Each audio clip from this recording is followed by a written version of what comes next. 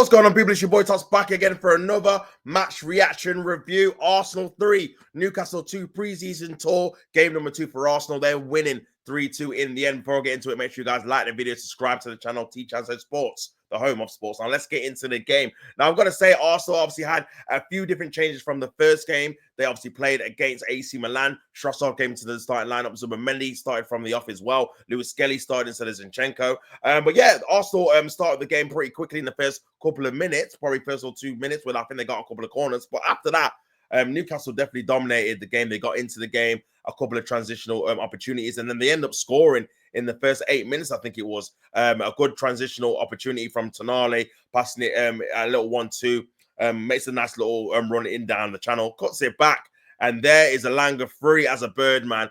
He even mishits it and still manages to score a goal. Hits it onto his left foot after shooting with his right, and it loops over David Raya to make it 1-0 to Newcastle. Poor defending from Arsenal. I don't know where the centre-backs were, and also to allow Tonali to have that kind of free run into that left-hand side.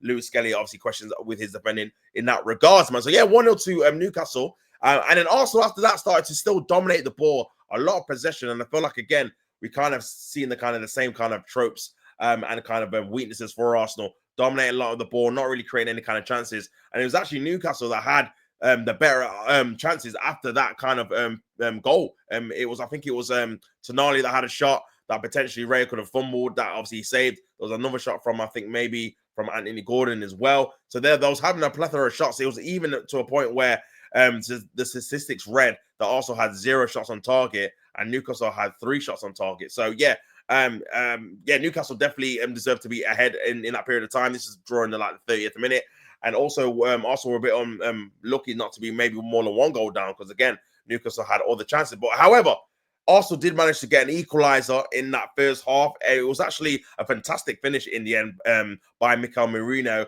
It came from a little 1-2 from him and Kai Havertz. He flicked it back to him, and then it was a finesse stroke and finish into the far corner. Nick Pope, absolutely no chance, man.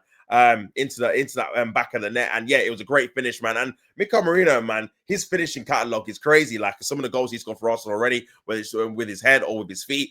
Yeah, fantastic finisher, and into the back of the net to make it 1-1. This is in the 33rd minute, and then all of a sudden, Arsenal are 2-1 up. I couldn't believe this goal, man.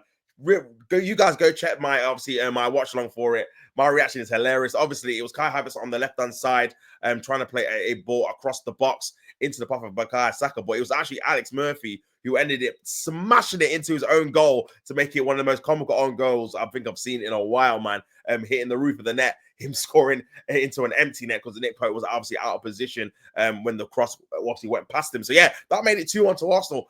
Against the run of play, if I'm being honest, I feel like Newcastle were more than warranting their first half lead, making it 1-0. But yeah, I think Arsenal kind of turned it around. Then Arsenal, again, after that, started to play a bit of football, then started to win some corners, started to look a bit more threatening on the break, stuff like that. Kai Havertz had a chance at a header that went over the bar. So yeah, they started to create a few more different chances after that. But obviously, halftime, it went into the game 2-1.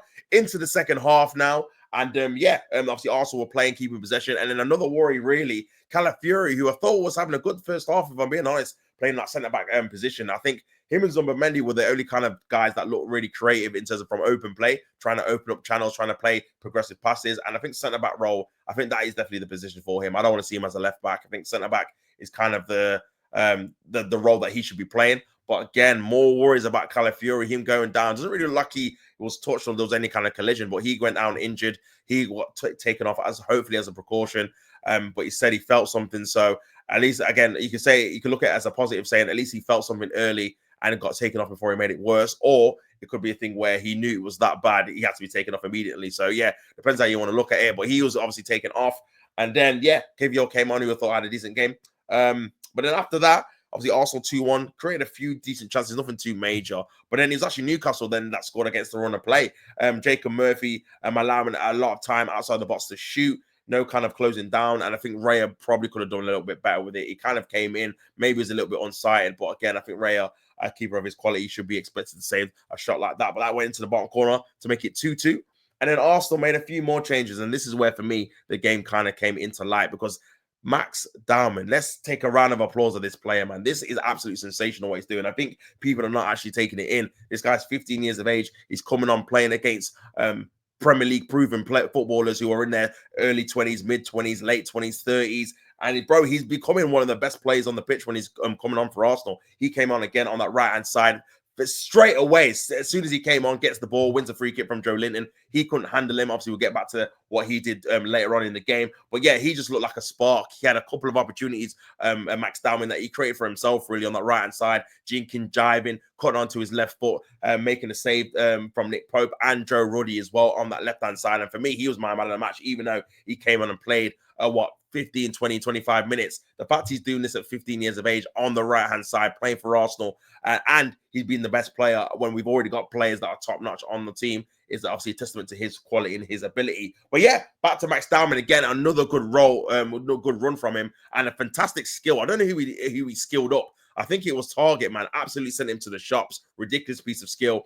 And then, yeah, driving into the box. Joe Linton obviously is trying to catch him up. And then, yeah, very clumsy challenge by Joe Linton, falling on top of him, clipping his legs and conceding a penalty. So, yeah, fantastic work by Max Dowman to win the penalty. All of his own work. Great skill to get into the box.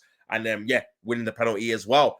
Martin Odegaard, who obviously has missed his last two. And when you talk about, the Manchester United, obviously, FA Cup third round, and obviously the game against AC Milan the other day, goes to the other side, puts it past Joe Ruddy to make it 3-2, and Arsenal end up winning the game 3-2 in the end. So yeah, my overall thoughts on the game, I feel like it was a good, nice little test, and I think you'll probably learn more about the team during this game compared to the AC Milan game, because again, you've seen our defensive frailties. You've seen some of the things we need to work on. We need to be better in transition, defending transition passes and balls.